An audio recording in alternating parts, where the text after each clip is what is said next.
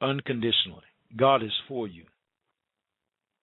God desires only the best for you. And God is in you right now.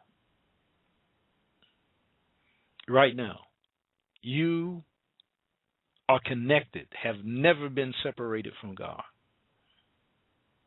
God loves you.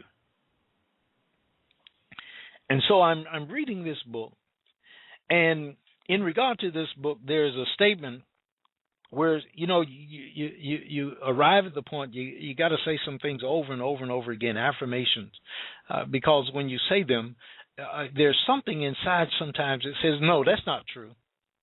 It may be true for everybody else, but it's not true for you. And so you practice. And Dr. Holmes says, for us to use advantageously any knowledge, we must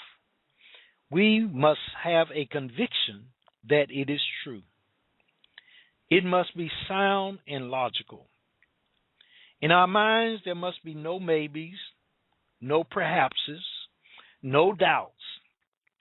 Intellectually and emotionally, it must be accepted as right and correct. We must have a firm foundation on which to start our operations, not a shaky one.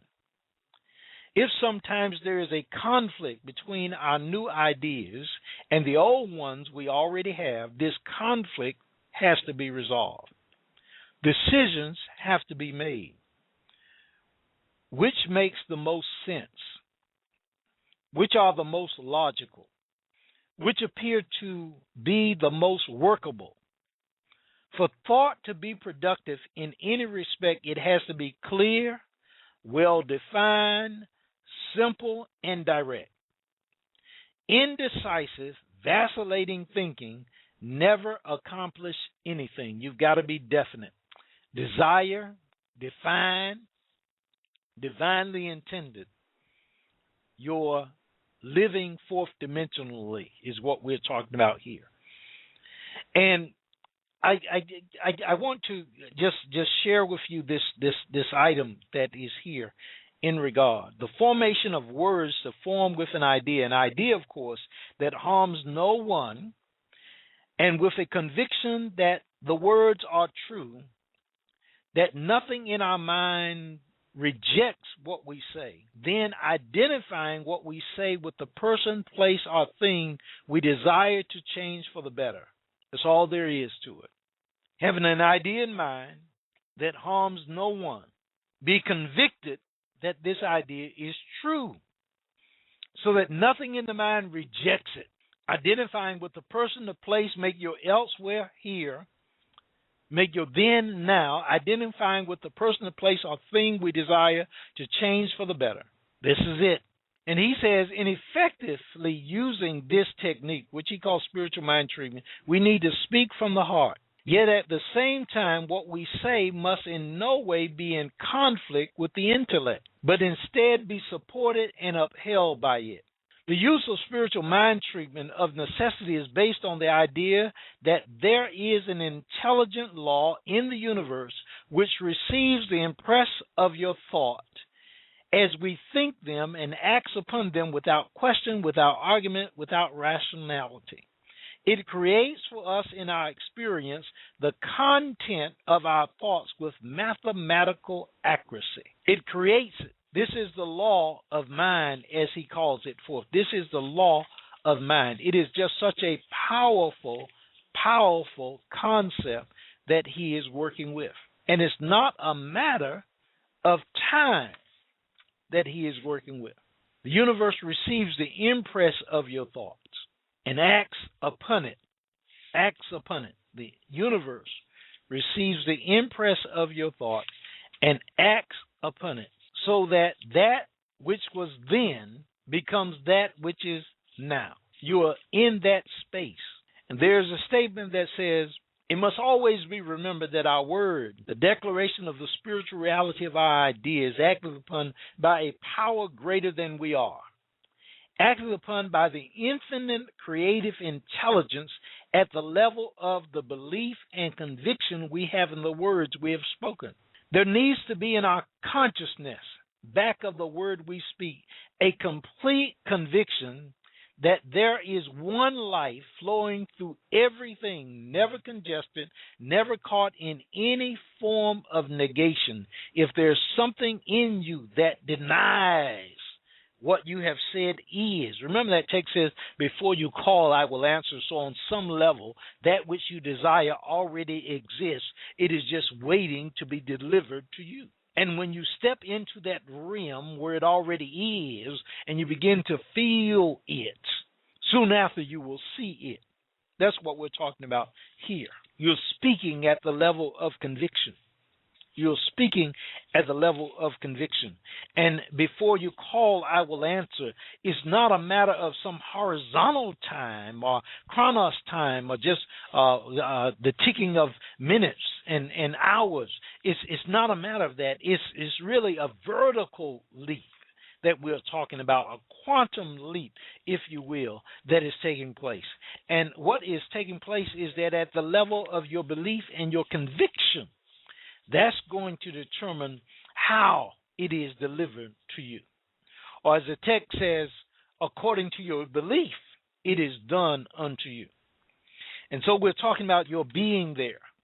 Before you call, I will answer. Being there.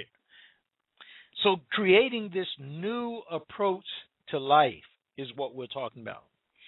And Neville says, by spending a few minutes each day withdrawing your attention from the region of sensation, you're moving your attention from those five senses that got you caught up in just repeating over and over again the same thing. You're removing your attention from that. You're living in this fourth dimension, if you will. You're thinking in this fourth dimensional realm, and you're concentrating on an invisible state, and you remain faithful to this contemplation. You're feeling and sensing the reality of an invisible state. You will, in time, become aware of this greater world that is dimensionally larger world, where past, present, and future happening now.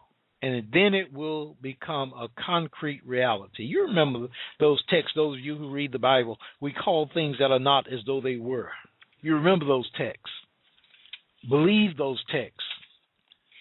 The only reason those texts may not work for you is because you're not working the text. Not working the text. And so Neville goes from here. He's laid down the principle. He's talked about it, that every person has the choice between two outlooks, carnal mind or what he calls the mind of the Christ, or the fourth dimensional, carnal mind. And it is a decision that you make. The carnal mind, the natural mind, does not believe that it can revisit the past and see it as something that is present, something that is objective and concrete in itself. Neither does it believe that the future really exists. And so it doesn't believe that what it hopes to happen will actually happen. There's a whole lot of maybes and perhaps and if only and all of this stuff. But to the Christ mind, the spiritual mind, the fourth dimensional mind, the Buddha mind, the original self, the higher self, these psychological states, these thinking states, to that mind, this fourth dimensional mind, the past, the present, the future, are the present whole. They take in the entire realm of existence. The Christ mind takes in the entire array of sensory impressions that a person has encountered, is encountering, and will encounter. Neville says that the only reason that you're still functioning in the natural is because it is a habit. Say with me, I am creating a new approach to life. Say that. I am creating a new approach to life. Close your eyes and think that thought. I create a new approach to life. I am creating right now a new approach to life. Breathe that in. By spending a few minutes every day in withdrawing your attention, my attention, from the region of sensation and concentrating it on an invisible state, and remain faithful to this contemplation, stay there.